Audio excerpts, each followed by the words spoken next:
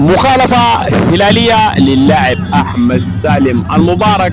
أول فرص الهلال في هذه المباراة وأول فرص المباراة في مخالفة هلالية في مكان مميز ممكن أن يستفيد منه الهلال للاعب الموريتاني أحمد سالم المبارك صانع ألعاب الهلال في هذه المباراة. أحمد سالم يحجز كورة وعالية وخطيرة وركلة جزاء. ركلة جزاء هلالية يشير لها حكم المباراة في أول دقائق المباراة.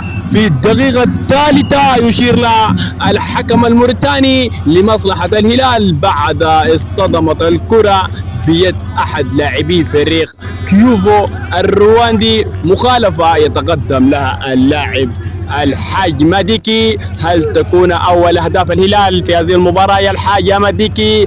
هل يواصل الهلال سلسلة انتصاراته في الدوري الرواندي ومواصلته لصدارة الدوري الرواندي بعد خسارة المريخ اليوم؟ الحاج ماديكي الحاج يلعب كورة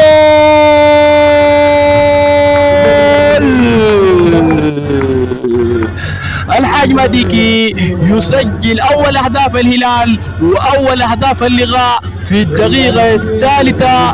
الهلال يتقدم على كيفو الرواندي هنا في الدوري الرواندي. سيد البلد يضرب بقوة في أول دقائق المباراة وفي أول فرص الهلال. نقترب من نهاية الشوط الأول والهلال يتقدم على كيفو بهدف هنا في الدوري الرواندي. سفيان ودراغو حارس مرمى الهلال أمامية من سفيان لصلاح عادل. يمشي صلاح لأحمد سالم المبارك. يا سلام يمشي أحمد سالم يعود كرة للغايد لصلاح عادل. صلاح اللي قمرديني مامادو قمرديني يحاول يمر قمرديني مع الأول من الثاني يلعب كرة اليمين أحمد سالم. يا سلام يا هلال روعتك يا هلال عكسية يا هلال.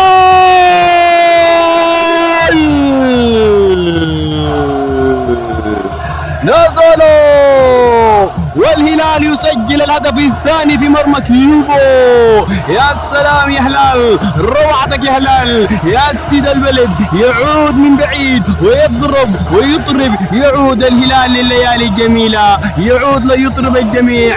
يا هلال في هدف ولا روع ولا أجمل ولا أميز في كورة لعبت تيكي تاكا هلالية في لعبة هلالية بدال حارس سفيان ودراغو لإلغاء الصلاح الذي لعب كورة لأحمد سالم المبارك مع خودهاد لقمرديني الذي عكس الكورة أمامية هلالية كملها ابن الغربان للهدف الثاني للهلال. اللاعب لوزولو وجول.